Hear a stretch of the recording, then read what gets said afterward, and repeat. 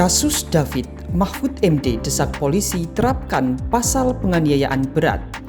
Menteri Koordinator Bidang Politik, Hukum, dan Keamanan Mahfud MD buka suara terkait hukuman bagi tersangka Mario Dandi Satrio yang telah menganiaya Kristalino David Ozora secara brutal.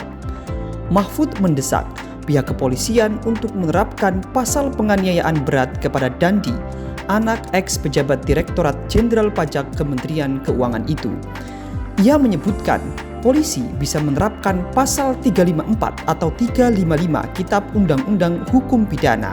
Pasal ini penting diterapkan agar orang tua dapat mendidik anaknya dengan baik.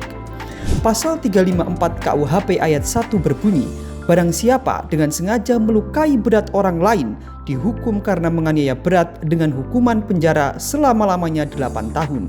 Sementara pasal 355 KUHP ayat 1 berbunyi bahwa penganiayaan berat yang dilakukan dengan direncanakan terlebih dahulu dihukum penjara selama-lamanya 12 tahun.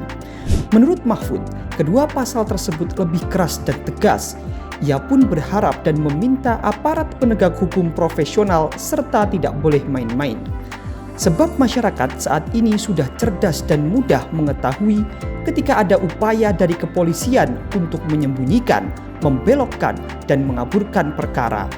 Saat menjenguk David di Rumah Sakit Mayapada, Mahfud mengaku telah berdiskusi dengan para penasihat hukum dan aktivis kemanusiaan. Mereka berbincang soal kasus penganiayaan terhadap David ini yang harus diselesaikan tuntas secara hukum.